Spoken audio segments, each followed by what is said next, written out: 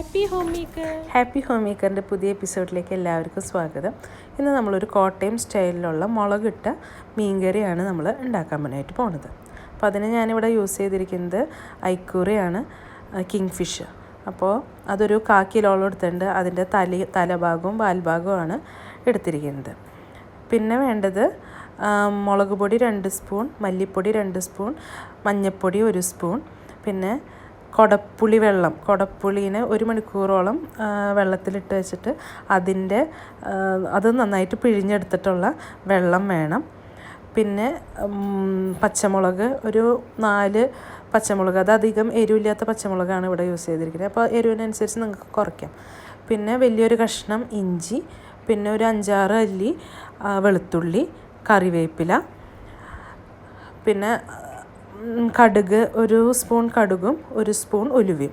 പിന്നെ അവസാനം വറവിടാൻ വേണ്ടിയിട്ട് കുറച്ച് ഉള്ളി, ഒരു 5-6 ഉള്ളിയും, പിന്നെ ഒരു 3 വെളുത്തുള്ളിയും, കുറച്ച് കറിവേപ്പിലയും. അത് അവസാനം വറവിടാൻ വേണ്ടി മാത്രം. അപ്പോൾ ഇത്രയും സാധനങ്ങളാണ് നമുക്ക് ഈ കറി ഉണ്ടാക്കാനായിട്ട് വേണ്ടത്. അപ്പോൾ അതിനാദ്യം തന്നെ മൺചട്ടി എടുത്തിട്ട് അതിൽ വെളിച്ചെണ്ണ നന്നായിട്ട് ചൂടാക്കുക. ചൂടായി വരുമ്പോൾ അതിലേക്ക് നമുക്ക് കടുകും ഉലുവയും ഇട്ട് കൊടുക്കാം. അപ്പോൾ ഈ മൺചട്ടിയിൽ ഉണ്ടാക്കുമ്പോഴാണ് കൂടുതൽ കറിക്ക് ടേസ്റ്റ് ഉണ്ടാവുള്ളൂ. അപ്പോൾ ഇത് നന്നായിട്ട് പൊട്ടി വന്നിട്ടുണ്ട്. കടുകൊക്കെ പൊട്ടി വന്നു, ഉലുവയും മൂത്ത് വരുമ്പോൾ ഒരു മണം വരും. അപ്പോൾ അതിലേക്ക് നമ്മൾ ഇഞ്ചി, വെളുത്തുള്ളി, പച്ചമുളക് ഒക്കെ ഇട്ട് നന്നായിട്ട് ഇതിനെ ഒന്ന് മൂപ്പിച്ചെടുക്കാം. ഈ സമയത്ത് വേണമെന്ന് വെച്ചിട്ടുണ്ടെങ്കിൽ നമുക്ക് ആ ഉള്ളീനെ നമ്മൾ അവസാനം വറവിടാനായിട്ട് വെച്ചിരിക്കുന്ന ഉള്ളീനെ ഈ സമയത്ത് വേണമെങ്കിൽ ഇട്ട് കൊടുക്കാം. ഞാൻ അവസാനമാണ് ഇട്ട് കൊടുക്കുന്നത്. അപ്പോൾ അത് തുറക്കുമ്പോൾ നല്ലൊരു മണം വരും. അപ്പോൾ നമ്മൾ ഇഞ്ചിയും വെളുത്തുള്ളി പച്ചമുളക് എല്ലാം കൂടി ഇട്ട് നന്നായിട്ടൊന്ന് വഴറ്റിയെടുക്കുക. അപ്പോൾ അത് മൂത്ത് വരുമ്പോൾ നല്ലൊരു സ്മെല്ല് വരും. അപ്പോൾ ആ സമയത്ത് നമ്മളുടെ പൊടികൾ എടുത്ത് വെച്ചിരിക്കുന്ന പൊടികൾ കംപ്ലീറ്റ് ഇട്ട് കൊടുക്കാം. എന്നിട്ട് അതും നന്നായിട്ടൊന്ന് മൂപ്പിച്ചെടുക്കാം.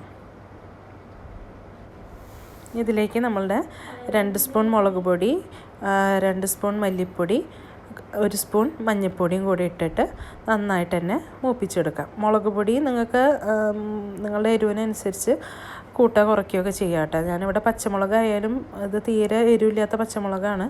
അത് കാരണം കൊണ്ട് ഇത്രയധികം പച്ചമുളക് ഇട്ടിരിക്കുന്നത്. അല്ലാന്ന് വെച്ചിട്ടുണ്ടെങ്കിൽ പച്ചമുളകൊക്കെ ഇട്ടാൽ മതി. പച്ചമുളകിൻ്റെ ഒരു ടേസ്റ്റും ഉണ്ടല്ലോ. അപ്പോൾ അതനുസരിച്ച് നമുക്ക് മാറ്റം വരുത്താം. അപ്പോൾ ഇത് നന്നായിട്ട് തന്നെ ഇതിനൊന്ന് ചൂടാക്കി എടുക്കുക.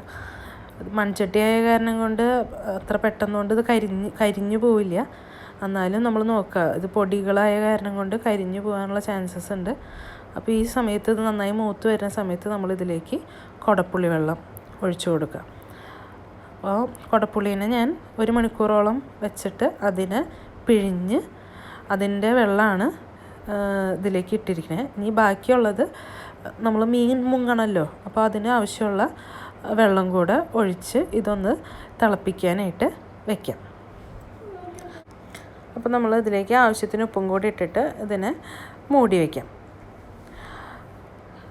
ഇനി അതൊന്ന് തിളച്ചോട്ടെ. ഇനി ഇത് തിളച്ച് വരുമ്പോൾ നമുക്കിതിലേക്ക് നമ്മളെടുത്ത് വെച്ചിരിക്കുന്ന മീനിനെ ഇട്ട് കൊടുക്കാം. അപ്പോൾ മീൻ മുങ്ങാനുള്ള അത്രയും വെള്ളം വേണം കേട്ടോ ഇതിൽ, എന്നാലല്ലേ മീൻ വേവുള്ളൂ. എന്നിട്ട് നമ്മളിതിലേക്ക് മീനിനെ ഇട്ട് കൊടുത്തിട്ട് ഇതിനെ മീൻ വേവാനായിട്ട് വയ്ക്കാം.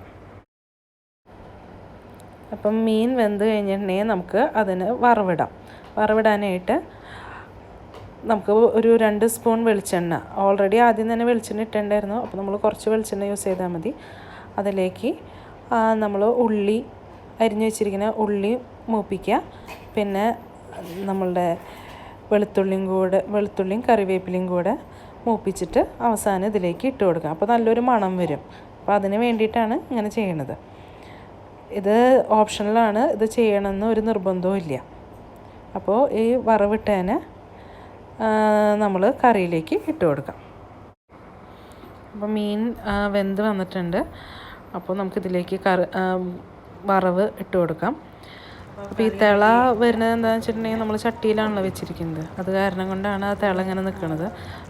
അത് കുറച്ച് നേരം കഴിയുമ്പോൾ പോയിക്കോളും. അപ്പോൾ ഇനി നമ്മൾ ഈ കറീനെ ഒന്ന് മൂടി വെച്ച് കൊടുക്കുക. എന്നിട്ട് ഇത് നാളെ ഒരു ദിവസം കഴിഞ്ഞിട്ട് എടുക്കുന്നതായിരിക്കും കൂടുതൽ ടേസ്റ്റ്. അപ്പോൾ ഒന്ന് വറ്റി അതൊന്ന് സെറ്റായി കിട്ടും. അപ്പോൾ നല്ല ഒരു കോട്ടയം മീൻകറി റെഡി ആയിട്ടുണ്ട്, മുളകിട്ട മീൻകറി റെഡി ആയിട്ടുണ്ട്. അപ്പോൾ എല്ലാവരും ഇത് ട്രൈ ചെയ്ത് നോക്കണം. ഇതിൻ്റെ ഇൻഗ്രീഡിയൻസും ക്വാണ്ടിറ്റിയൊക്കെ ഞാൻ ഡിസ്ക്രിപ്ഷൻ ബോക്സിൽ ഇടാം. Don't forget to like, subscribe and comment.